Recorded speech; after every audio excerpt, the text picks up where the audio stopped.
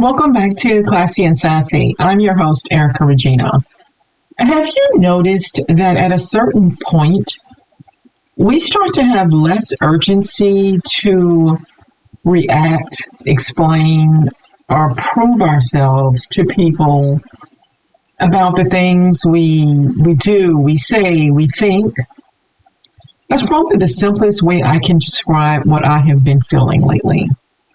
And I don't know if it's age, experience, or just life, or if it's something that just has shifted.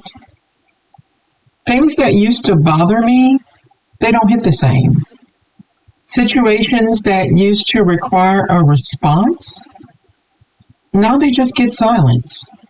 I don't feel that overwhelming need to explain myself. I just don't feel that pressure anymore. And it's not coming from a place of being cold or disconnected. It's coming from a place of peace. Do you have any idea how much time we waste stressing about how someone may react to how we feel? Or if we had the nerve to set and stick to our own boundaries? And that's what I want to talk about today. This shift in energy. What emotional maturity, what it really looks like. And how sometimes growth shows up quietly, not loudly. Because I think a lot of us are experiencing this shift, but we don't always have the language for it. And as crazy as it may sound, we don't need to make an announcement on social media for people to know that we're no longer going to explain every single one of our decisions, okay? I know we, tend to be in that era. Let's start here. The difference between emotional maturity and emotional availability. Because those two things, they're not the same, even though we treat them like they are. Someone can be emotionally mature. They can communicate well, understand our feelings, and say all the right things. But being emotionally mature does not mean they're emotionally available. Because emotional availability is about showing up, not just talking the talk. It's about consistency, effort, action, people knowing they can really count on you to do what you say you will do. And I think a lot of us have experienced dealing with people who sound very emotionally mature, but they don't actually show up in a way that we can depend on. They can make a lot of promises without always following through. And of course, that creates confusion. Because the truth is this, people can know all the right things to say, but saying things and doing things are two completely different things. You can know exactly how to treat someone properly and still not have the capacity to do it. And that's why a lot of people get stuck, holding on to potential instead of paying attention to patterns. Because potential sounds good, but patterns tell the truth. And communication without action, it just creates confusion. And that leads into something else we waste too much time on. Closure. We've been taught that closure is something we need in order for us to move on. We need to have a conversation. We need to hear the explanation they have. We need to hear their apology. But the reality is we don't always get that. Sometimes people don't explain. They disappear. Sometimes they avoid accountability altogether. And if you sit around waiting for closure from someone who does not have the emotional capacity to give it to you, you may stay stuck for a very long time. At some point, you have to realize closure is something you give yourself. It's not about having all the answers. It's about accepting what happened, even if you don't fully understand it. And sometimes the way someone left was the closure. Their silence, their inconsistency, their lack of effort. That is your answer.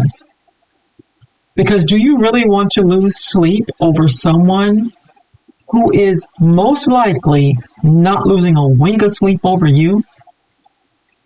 Once you accept that, you stop chasing conversations that were never going to give you peace anyway.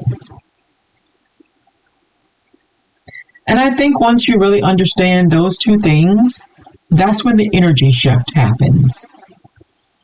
That's when you start moving differently. Not in a dramatic way, not in a cut everybody off way, but in a peaceful, grounded, intentional way. You stop reacting to everything. You stop feeling the need to respond immediately. You stop explaining your decisions to people who aren't invested in understanding you. And you start protecting your energy in a way that feels natural, not forced. You don't argue as much. You don't chase clarity. You don't try to correct every single misunderstanding. Because you realize not everything deserves your energy. And not everyone deserves access to you. And one of the biggest shifts is this. You stop trying to be understood by people who are committed to misunderstanding you. That alone will change your entire life. Because a lot of emotional exhaustion comes from trying to explain yourself to people who have already decided how they want to see you. And once you let go of that, you feel lighter. You think clearer. You move differently.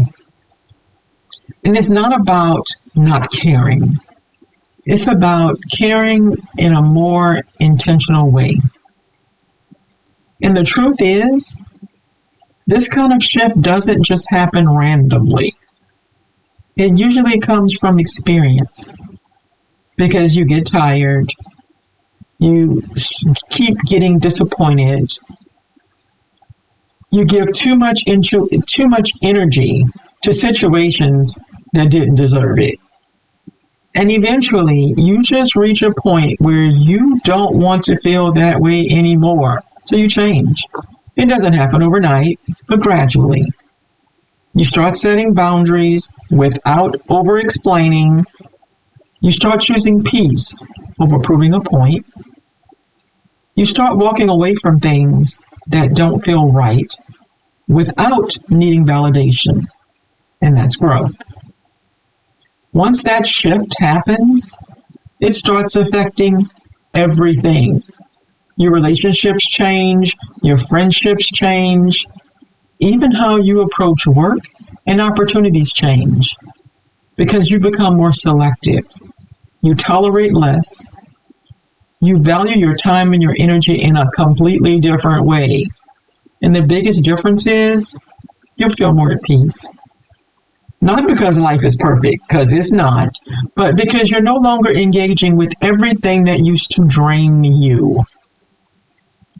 So if you've been feeling this shift lately, where you just don't feel the need to react, explain, or prove anything to anyone, just know that you're not becoming distant. You're becoming grounded. You're becoming more aware of what deserves your energy and what doesn't. And that's a powerful place to be. Because sometimes growth looks like becoming the version of yourself that no longer entertained what's drained you. And as always, thank you so much for being here. You know how to follow me, how to get in touch with me. And of course, drop me a line. Let me know what you're thinking and what's happening. Until next time.